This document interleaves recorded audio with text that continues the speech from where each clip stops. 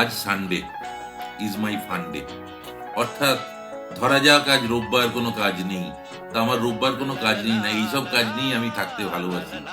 जीवन के दिन छोटे सही हम भी बड़े दिल वाले, कल की हमें फुर्सत कहाँ सोचे जो हम मत वाले। রোববারে হাতিবাগানে যে হাটটা বসতো পশু প্রাণীদের, অর্থাৎ কুকুর, বেড়াল, পাখি, বিভিন্ন ধরনের রঙিন পাখি। তখন আমরা ছোটবেলা, আমরা যখন ভেটেনারিতে পড়তাম 1994 সালে, যখন আমরা ইন্টার্নশিপ করছিলাম, তখন একবার শ্যামবাজারে হাতিবাগানে যাই।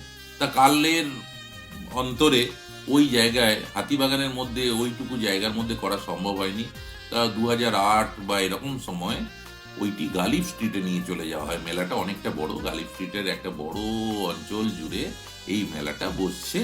এই মেলায় আপনারা দেখতে পাচ্ছেন বিভিন্ন ধরনের পশু পাখি, পায়রা, এই যে বিভিন্ন কালার বার্ড, কালার্ড মাছ, মাছেরও যে অ্যাকোয়ারিয়ামের মাছেরও যে এত রং হয়েছে, কি সুন্দর কালার টেট্রা, কি সুন্দর গাপ্পি, গাম্বুসিয়া, তারপর আপনার মলি, বিভিন্ন ধরনের গোল্ড ফিশ, কি সব নাম দিয়েছে এখন আবার।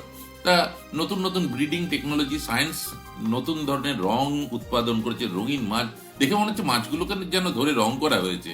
তা গালিব স্ট্রিটে পাখি, ভ্যারাইটিস পাখি, যেমন বদ্রি বলুন, ফিঞ্চ বলুন, ককটেল বলুন, ককাটেল বলা হয়, বা ধরুন লাভবার্ড বলুন, সান কুনুর বলুন, পাইনাপেল কুনুর বলুন, এই ধরনের পাখিগুলো বিদেশি পাখি।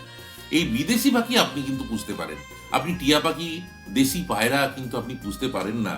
1972 সালের 9 সেপ্টেম্বর থেকে ওয়াইল্ড লাইফ অ্যাক্টে একটা কাককেও আপনি খাঁচাতে রাখতে পারেন না।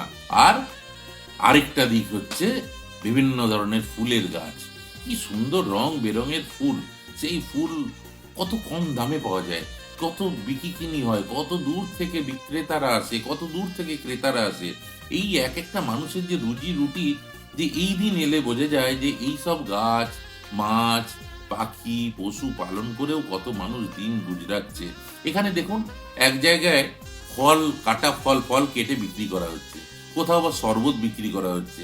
এই মানুষগুলোর এই দিনটায় কত একটা ইনকাম হচ্ছে, সেই ইনকামের ফলে এটা একটা কিন্তু ইকোনমিক সাইকেল রান করছে। প্রথম প্রথম কিন্তু আমি নিজেও এই কোনটা মেল পাখি কোনটা ফিমেল পাখি জানতাম না।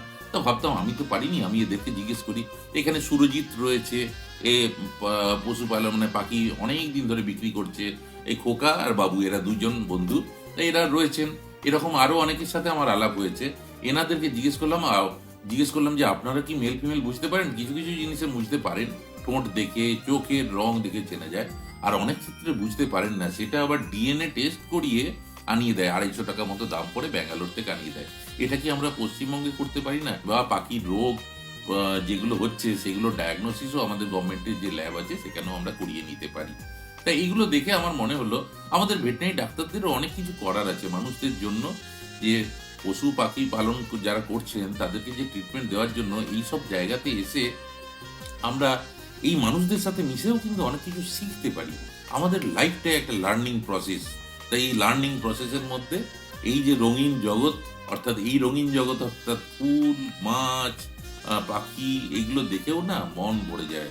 এই রং যত আমাদের মনের যে আকর্ষণ যে বাড়ায়, এই রং যত দেখবেন তত মন ভালো হয়ে যাবে।